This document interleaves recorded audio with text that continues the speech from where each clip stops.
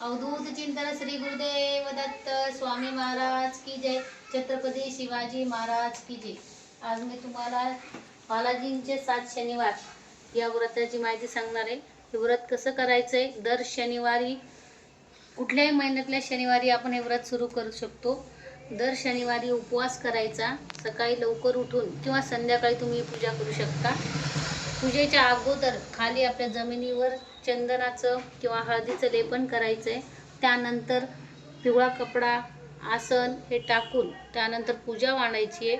बालाजींचा photo, त्यांना हार, तुळशीची माळ, वस्त्रमाळ असे ही सजावट करायची आहे। त्यानंतर घरातील गोपाळ कृष्ण, बालाजींची मूर्ती ज्यांच्याकडे असेल त्यांनी बालाजींची मूर्ती ठेवा। लक्ष्मीची मूर्ती असेल किंवा कुलदेवतेचा टाक असेल त्यांनी कुलदेवतेचा टाक ठेवा। त्यानंतर गणपतीची मूर्ती असेल तर गणपतीची मूर्ती, आणि मूर्ती नसेल तर त्यांनी सुपारी ठेवून पूजा करू शकता। काय यापैकी काही जरी नसेल तर नुसता बालाजीचा फोटो जरी ठेवून पूजा केली तरी चालते। त्यानंतर बालाजींना प्रसादामध्ये गूळ फुटाणे आवडतात ते ठेवा, काळे मनुके आणि 7 तिळाचे लाडू।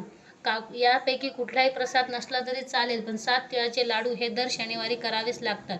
आणि चरणामृतामध्ये पाणी, तुळशीपत्र, 2 विलायची, 2 लवंग आणि 1 भीमसेन कापूर असं सगळं टाकून हे चरणामृत तयार करायचं आणि हे पूजेमध्ये ठेवायचं। त्या दिवशी बालाजी आपल्याकडे येत असतात आणि हे चरणामृताचा प्रसाद ते घेऊन जातात, अशी त्या कथेमध्ये सांगितलेलं आहे। तसा अनुभव प्रत्येकाला येतो, तसा अनुभव प्रत्येकाने आपला आपला घ्यायचा आहे। त्यानंतर हे 7 दिवे बनवायचे। हे 7 दिवे कसे बनवायचे, ते तांदळाचे पिठाचे दिवे आहेत। यामध्ये केळी, गूळ आणि थोडासा तूप मिक्स करून हे दिवे तयार करायचे। त्यामध्ये तुपाची किंवा तेलाची वात लावायची आणि हे दिवे असे 7 प्रकारे मांडायचे। असा हा कलश मांडायचा आणि ही पूजा विधी अशी मांडायची आहे आणि पूजा करायची आहे। पूजा केल्यानंतर गोपाल कृष्ण, गणपती, अथर्व शीर्ष आणि कुलदेवतेचे जे काही टाक असतील त्याच्यावर श्री सूक्त, पुरुष सूक्त हे सगळं म्हणून अभिषेक करायचा। अभिषेक झाल्यानंतर अष्टोत्तर नामावली बालाजींची, पद्मावतींची आणि लक्ष्मी मातेची ती अष्टोत्तर नामावली म्हणायची। त्यानंतर 5 अध्याय म्हणायचे आणि आरती करायची। आरती झाल्यानंतर एक नारळ फोडायचं आणि ती चरणामृताचा प्रसाद घेऊन आपण ही सगळी पूजा संपन्न करू शकतो। त्यानंतर ही पुटली काय आहे, ही पुटली आपली इच्छेची, ज्यांच्या कोणाच्या काही घराची इच्छा, नोकरीची इच्छा, बाळाची इच्छा, अजून कुठल्या ज्या काही अडचणी असतील त्या सगळ्या दूर करण्यासाठी ही पुटली आहे। त्याच्यामध्ये हा पिवळा कपडा आहे, त्यामध्ये 7 विलायची, 7 खारका, 7 हळकुंड, 11 रुपये, तुळशीपत्र, भीमसेन कापूर, हळदी कुंकू वाहून याची पूजा करायची आणि आपली जी काही इच्छा असेल ती इच्छा बालाजींना सांगून ही पुटली बांधायची आणि ही पूजेमध्ये ठेवायची। दरवेळेस ही पुटली एकदा बांधली की परत सोडायची नाही। ही 7ही शनिवार अशीच ठेवायची। 8व्या शनिवारी या सगळ्या व्रताचं उद्यापन करायचं, पूजा अशीच मांडायची आणि एक सवाष्ण ब्राह्मण सांगून पूजा विधी संपन्न करायचा आणि ही पुटली त्यानंतर सोडायची। असे 7 शनिवार आपण करू शकतो। ही सगळी अशी पूजा आहे। ही सगळी पूजा अशीच वाढायला पाहिजे असं काही नाहीये, हे दिलेलं आहे हे करायलाच पाहिजे। पण हे जर कोणाला शक्य नसेल तर त्यांनी फक्त बालाजीचा फोटो ठेवून 5 अध्याय जरी वाचले आणि आपली मनोकामना बालाजींना सांगितली तरी बालाजी आपली इच्छा पूर्ण करतात। बालाजी कधी कुणाचं ऋण ठेवत नाही। त्यांना वाहिलेलं एक फूल किंवा एक तुळशीचं पान याचं सुद्धा ऋण ते फेडत असतात। फक्त आपला भाव आणि आपलं मन शुद्ध हवं। शुद्ध मनाने, शुद्ध भावनेने केलेली पूजा ही बालाजींपर्यंत पोहोचते। त्यामुळे कुठलीही पूजा मांडणीला महत्त्व आहेच आहे, पण जर नसेल हे सगळं साधी सोपी करायची असेल तर नुसता बालाजींचा फोटो ठेवा। बालाजींचा फोटोही ज्यांच्याकडे नसेल त्यांनी गोपाळ कृष्णाची मूर्ती ठेवा, त्यांना बालाजी माना आणि त्यासमोर 5 अध्याय वाचा आणि दर 7 शनिवार अशी व्रत कथा करू शकतात। 5 अध्याय जे वाचायचे आहेत त्या 5 अध्यायामध्ये बालाजींची कथा दिलेली आहे। त्या कथेमध्ये काय दिलंय, पहिल्या कथेमध्ये पूजा कशी मांडायची, कुठलं श्लोक, कुठले स्तोत्र वाचायचे, पूजा कशी मांडायची, काय म्हणायचं, 5 अध्याय हे बालाजींचे दिलेत। त्या पहिल्या अध्यायात सगळं काही पूजेची मांडणी विस्तार रूपे दिलेली आहे।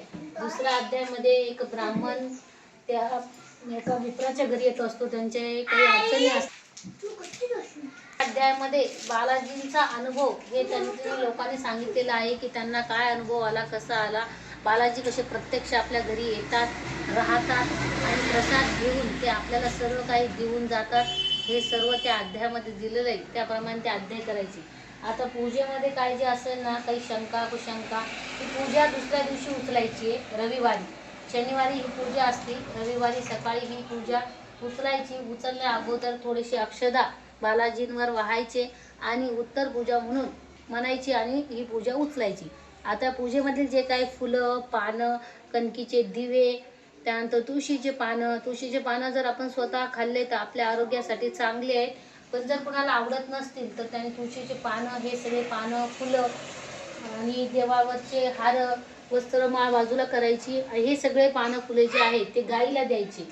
गाईनं जर हे खाल्ले तर त्याचं पुण्य तुम्हाला लाभतं. त्याच्यानंतर नैवेद्य आरती करायचा. तर नैवेद्यामध्ये तुम्ही वरण भात, भाजी पोळी, एखादी चटणी किंवा साधं भाजी पोळी जे काही तुम्ही बनवलं असेल ते तुम्ही नैवेद्य दाखवू शकतात. आणि पूजा झाल्यानंतर तुम्ही तो नैवेद्य करायचा. हा सगळा प्रसादही त्याच्यामध्ये ग्रहण करायचा. फोडलेले नारळ हे घरात सगळ्यांना वाटायचं आणि नारळाचाही प्रसाद सर्वांनी घ्यायचा. जर उपास करायला जमला तर उपास करा, आणि उपास करायला नाही जमलं तर पूजा झाल्यानंतर तुम्ही जेवण करू शकता. आणि त्या दिवशी फक्त कांदा, लसूण, वांग हे पदार्थ खायचे नाही किंवा हे स्वयंपाकातही वापरायचे नाही. आताचा माझा स्वतःचा अनुभव, पहिल्या शनिवारी थोडी धाकधूक, दगदग आणि खूप सगळा ताण असा वाटत होता. जे काही म्हणजे असं वाटत होतं की फार मोठं संकट आहे किंवा काहीतरी येतंय, काहीतरी होतंय, पण काही समजत नव्हतं. सगळा ताण वाटत होता. आणि आज दुसरा शनिवार आहे. दुसरा शनिवार अगदी प्रसन्न मनाने, काल पण आधी तयारी पूजेची झाली होती आणि सकाळी लवकर उठून पूजा छान मांडल्या गेली. पूजा सविस्तर झाली आणि एकदम प्रसन्न आणि शांतपणे आजची पूजा बालाजींनी करून घेतली. मागच्या वेळेसही छान पूजा झाली होती, पण थोडासा ताण आणि दगदग होतं. हे सगळं कसं पार पडेल याची चिंता होती, पण बालाजी सगळं करून घेतात. सगळं त्यांनी करून घ्यावं आणि अशीच सेवा आमच्याकडून करत राहावी, बालाजींची आम्ही प्रार्थना आहे. वेंकटरमणा गोविंदा गोविंदा गोविंदा गोविंदा. चालू करू म्हणा. श्रीनिवासा गोविंदा, श्री व्यंकटेशा गोविंदा, भक्तवत्सल गोविंदा, माधव नमना गोविंदा, गोविंदा हरी गोविंदा, व्यंकटरमणा गोविंदा. झालेली सेवा मी बालाजी महाराजांच्या चरणी रुजू करतो आणि नारळ फोडून तो प्रसाद सगळ्यांनी घ्यायचा आहे. झालेली सेवा मी बालाजी महाराजांच्या चरणी रुजू करतो. हातचा दुसरा शनिवार बालाजी महाराजांनी पूर्ण करून घेतला. वेंकटरमणा गोविंदा गोविंदा. हनुमंत उभासे द्वारी, गरुड सेवा करी चरणा अंतरी, कोटीचा राजा शेषाद्री निर्मल गिरीवरी. देव जय देव जय वेंकटरमणा, जय लक्ष्मी रमणा, आरती हो वाळू भावा वाळू नारायणा.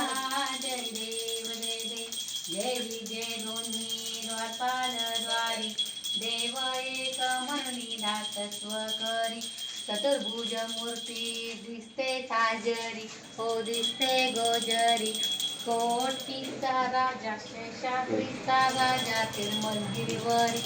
जय देव जय वेंकटरमणा, जय लक्ष्मी रमणा, आरती ओ वाळू भावारती ओ वाळू तुझ नारायणा. जय देव गिरीच्या शिखरी तुमचा अवतार, ब्रह्मादि कान कळे तुमचा हा पार, सात खंड्या भोजन ताटे विस्तार, प्रसाद लाभला वाद्यांचा गजर. जय देव जय वेंकटरमणा, जय लक्ष्मी रमणा, आरती ओ वाळू भावारती ओ वाळू तुझ नारायणा. जय देव तेथील मंगलमूर्त झाला उत्साह, भरला उत्साह, प्रसन्न झाला समया देवाधिदेव, विप्र कोणी चरणी मागत ते ठाव, तयासी प्रसन्न भक्तासी प्रसन्न वेंकटगिरीला जय.